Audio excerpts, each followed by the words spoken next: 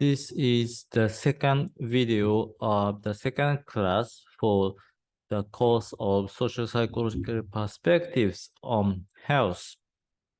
In the first video, I introduced the concept of social identity, and I also talk about minimal group studies in which Tashfeld found that when people are divided into two groups based on very trivial, meaningless attributes, they still show the in-group favoritism. And then this was explained by the people's tendency that they always try to develop a positive social identity. And then in order to do that, people show in-group favoritism, in which people show people give more concerns to their in-group. And then in this minimal group study, they tend to give more points, which can be converted to the money to their in-group members than other out-group members. And in this video, we will study more about what social identity is. So the definition of social identity, according to Tashfeld, the definition of social identity is the individual's knowledge that he or she belongs to certain social groups, together with some emotional and value significance to him or her of this group membership. So in the first video, I told that social identity is a sense of self that people derive from their membership in social groups. And this definition is pretty famous in social psychology. But in more detail, it can be divided into the knowledge and emotional and value significance. So when people say that they have a social identity, they mean that not only they know that or they are aware that they are a member of a group, but also it means that they have some emotional and value significance by belonging to that group or by holding that group membership. Okay, so in daily words, I think you can say that people feel important. People feel the group important to themselves. I think that's part of the definition of social identity. So, for example, people could say that they are a member of some group, but it doesn't mean anything. So it means that they do categorize themselves as a member of that group, but it doesn't mean that they have identity associated with that group. Okay, so when you say that you have a social identity and when you say that you are a member of group, is a bit different. Okay, and also in the textbook, it says that social identity refers to internalized group membership that serves to define a person's sense of who they are in a given context. So what is social identity? The answer is that it tells who they are, and then especially who they are in relation to the group they belong, or in relation to the group membership that they hold. And then group membership should be internalized. And then by being internalized, it would have emotional and value significance to him or her. So in a nutshell, social identity can be summarized as an internalized group membership that gives a sense of who they are. Okay, so I think this can be contrasted with personal identity, which refers to a person's internalized sense of their individuality, such as reflecting their unique physical appearance and their idiosyncratic abilities and taste. So people could say that I'm tall, I'm short, or I like this activity, or I like painting, I like football, so people could explain themselves as an individual, and in this way of explaining and in sense of who they are refers to personal identity, but also people could have a social identity, which refers to their internalized group membership. So in this sense, answer to who they are or who I am always refers to as a member of group. I am something, something, something. Okay. So this is an explanation. This is a definition of social identity, and then you can understand social identity in comparison to personal identity. Okay, so how social identity is related to group behavior? Once people are categorized as a member of a group, individuals' personal identities do not help to predict or understand their behavior. So I have been saying that groups people belong influence how people think, feel, and how people think and feel influence behavior. So basically what this part is saying is same, identical. So once people are categorized as a member of group, their personal identities do not help to predict or understand their behavior. So for example, let's take an example. You know that Tom is generous and Mary is mean. So Tom is nice and Mary is not so nice. And you observed that Tom and Mary gave more points to the overestimator than underestimator. And then you want to ask why. So basically being generous or being mean is a personal attribute that explain who they are, who Tom is and who Mary is. But what you actually observe is that they behave similarly. Although Tom is generous, he gave more points to the overestimated than underestimated. Why Tom is prejudiced? Why Tom is discriminating against the underestimators?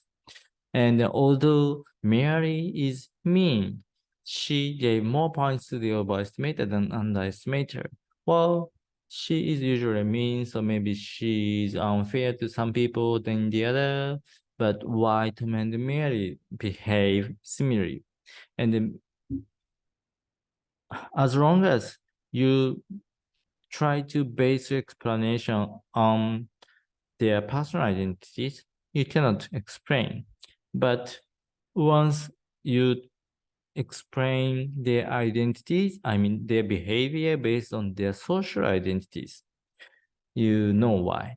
So because they are the members of the overestimator. So basically the overestimator is the in-group of Tom and Mary, and this is why Tom and Mary, although they have different social identities and then they have different behavioral tendency as an individual, they behave nicely to the overestimator, and this is because they belong to the overestimator, and then the overestimator group is their in-group. Okay. So why was group behavior observed in minimal group studies? Some people may want to explain that there is interdependence between group members, or maybe they expected economic exchange after the experiment, or maybe they perceived attraction between individuals. So some people perceived others very attractive, and this is why they favored their in-group over the other group members, over the members of the other group. But this is not true. In minimal group studies, there's no interdependence between group members. There's no economic exchange after the experiment. So basically, people assign points to in-group and out-group, and that's it. They would not have any economic exchange after the experiment.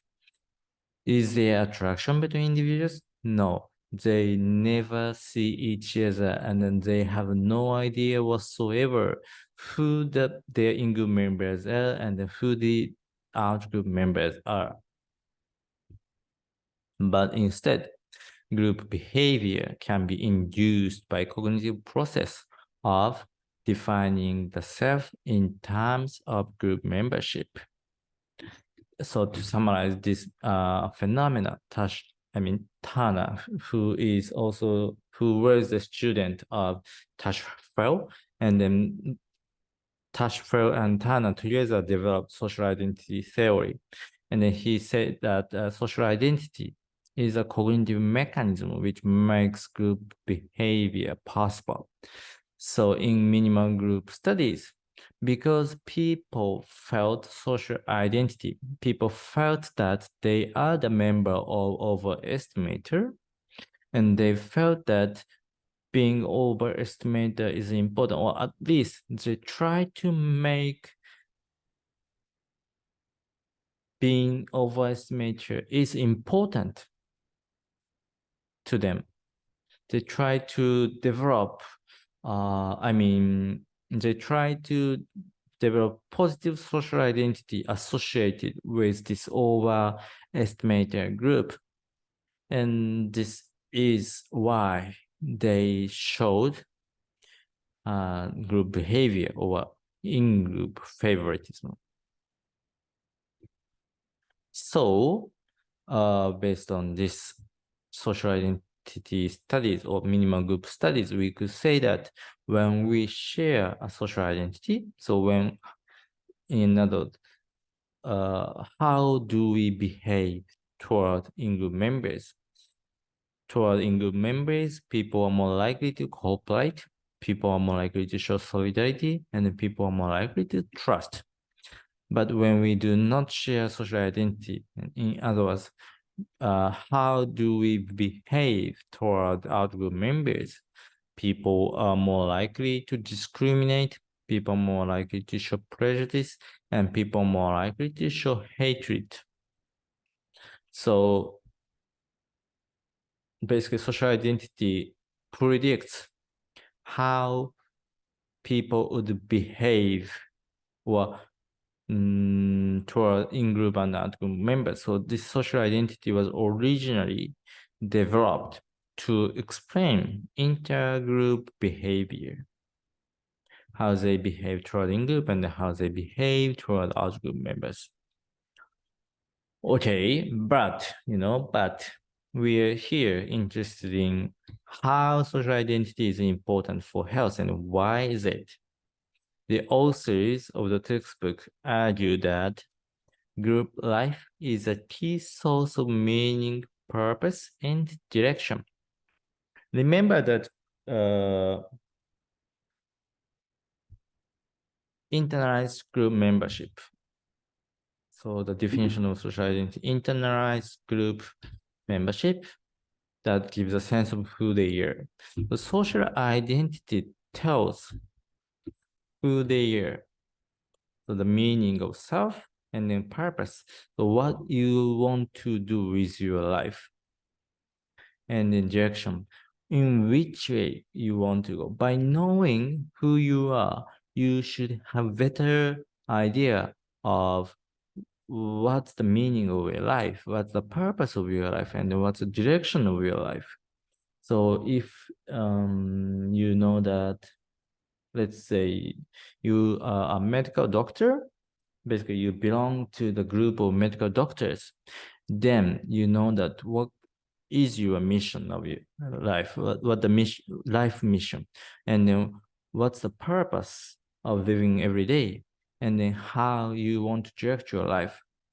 Basically, you want to save people, and then you want to study more the medical research, and then also you want to improve your skills so that you can help more people, you can save more people. So in this way, social identity gives meaning, purpose, and direction to their life. And then also the authors argue that groups make life worth living and then groups are what we live for. And then this may be because we live and have evolved to live in social groups. And people often say that human beings are social animals, and this means that people have been developed in or evolved to live in social groups. And because of this history of evolution, people are more likely to feel that their life is worth living, and then they also feel that they want to live for their groups. And then by belonging to groups, they can feel this, they could have this feeling more strongly. And also, the authors argue that group identity and social identification makes group-based interaction purposeful and meaningful. So this means that when individuals interact as an individual, then it's kind of difficult to explain for what purpose they actually interact. But when you see yourself as a doctor as well as others as a doctor, then you know what would be the most meaningful or important interactions you could have here. And also social interaction is important for the sense of self, and the clear sense of self is related to better well-being. So by interacting with your in-group members, you can have clearer sense of self, and then by having clearer sense of self, you can enjoy better well-being. So the textbook develops or propose the first hypothesis. I think there will be several or many hypotheses in chapter, and then this is the first one, the social identity hypothesis. Because it is a basis for meaningful group life, social identity is central to both good and ill health. So this means that when people belong to good group in a way that they give positive impacts on group members, they would have good health. But when the people belong to bad groups, they would have they would experience ill health. Okay.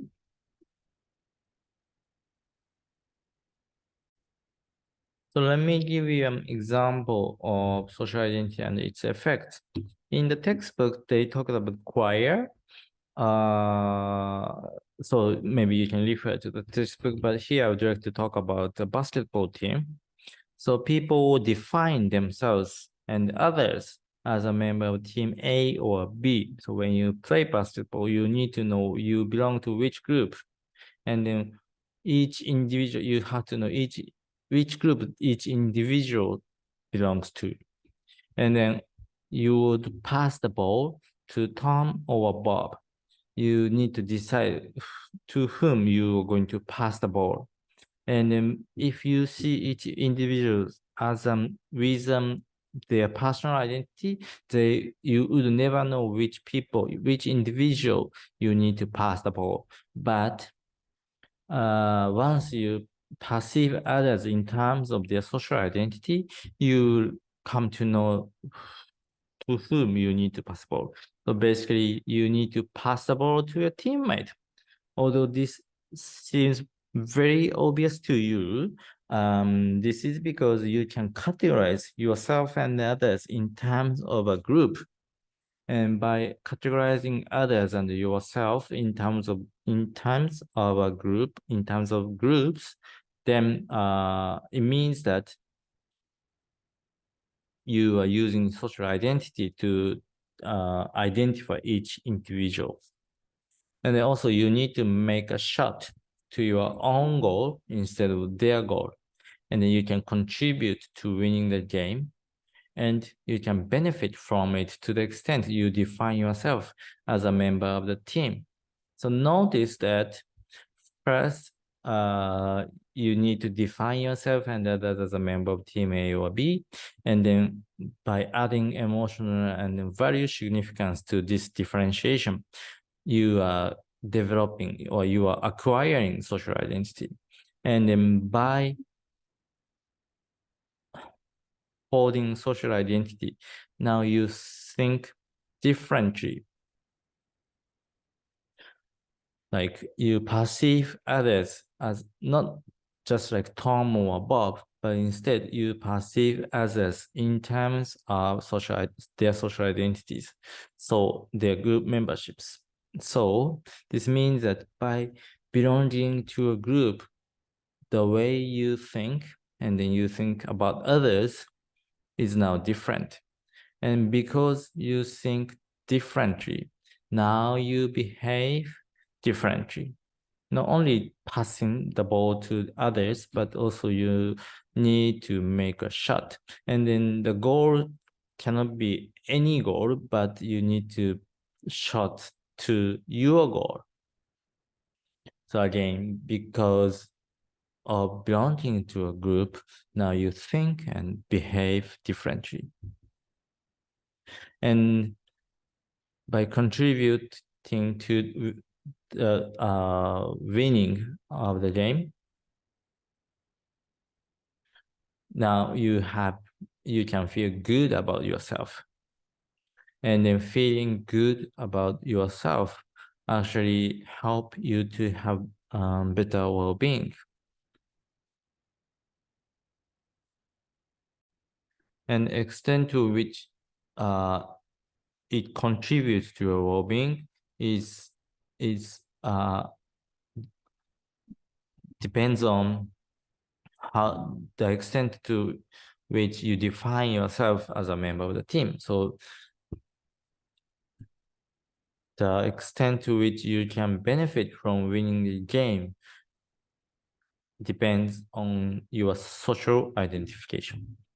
So for more examples, you can refer to other studies done by Dingle, Stacy, or Stewart, and others. So the second hypothesis, the identification hypothesis, a person will generally experience the health-related benefits or costs of a given group membership only to the extent that they identify with that group. This hypothesis is the identification hypothesis because the extent to which you get benefit or cost from belonging to a group basically depends on how much you identify with that group. So how strong your social identification is. And this is why this hypothesis is called the identification hypothesis. Okay. So in the first hypothesis, I said that social identity is central to both good and ill health, and the extent to which social identity is central to health is based on your social identification. If people strongly identify with a group, then the benefit or cost of having social identity or belonging to that group is changed. Okay, so the more you feel strong, the stronger you feel social identification to the group, the stronger the effects on health you get from the group or from that membership.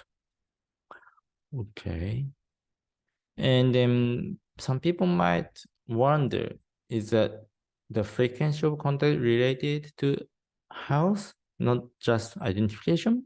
But the research shows that it's not the frequency of contact, but group identification matters for health. Yeah, so basically there is a study done by Sani and his colleagues, and in the discussion they talks that group identification affords a sense of structure and meaning, and that it constitutes a precondition for positive social relationships based on trust, support, and respect. As a consequence, group identification is believed to pave the way for positive mental states and health. So if you simply focus on the frequency of contact, then people may have a lot of contact with others, but these contacts may be mixed with trust and distrust, support, and what would be the opposite of support? Support and not support, respect and disrespect. So even if the number of contacts increases, you may never know how good or bad those contacts are. But if you focus on group identification, the more people have, the stronger people have group identification. It means that they are more likely to have social interactions based on trust, and then they are more likely to have support from others, and they are more likely to have respect from others as well as respect for others. So although the frequency of contact could be mixed, the strength of group identification usually leads to better trust, support, and respect. And then we will also talk about how belonging to a bad group influence health in the future. And also we talk more about this study in chapter 8. So maybe keep this in your mind. And to illustrate this point, that the frequency of contact is not so important for your health, but group identification is important. Maybe you can think of groups you truly and strongly feel that you are a member of them, despite the fact that you meet them only once a year or even years. Maybe you have good friends from your high school, and then maybe you haven't seen them for years, or maybe you meet them only once a year or twice a year. But think how much being a group of friends with them matters a lot to your house, or matters a lot to the satisfaction of your life. And then I think it kind of illustrates how often you meet them is not really important, but how strongly you feel that you are a member of the friend group really matters. Okay, so in sum, if social identities make group life possible, so by feeling social identity, you feel that you are a part of a group, and then you may behave as a member of a group. And if group life has profound implication for good and bad health, what leads to social identity and social identification? I have been explaining what social identity is and what social identification is, but maybe I haven't touched on what leads to social identity and social identification, and also what their consequences are. I briefly talked how social identity and social identification is important for our health, but maybe there are a lot more what kind of consequences they may have on health. So to answer these questions are the primary goals of social identity approach. And then to understand social identity approach better, we need to study more about social identity theory and self-categorization theory. So I think I will just stop here. And then this is the end of the second class. So in the next class, I will continue talking, or I will continue covering this chapter 2. And then in the third class, I hope you can learn more what social identity theory is and self-categorization theory is. Okay, so make sure please answer to the mini quizzes on Manaba, and see you in the next class. Thank you.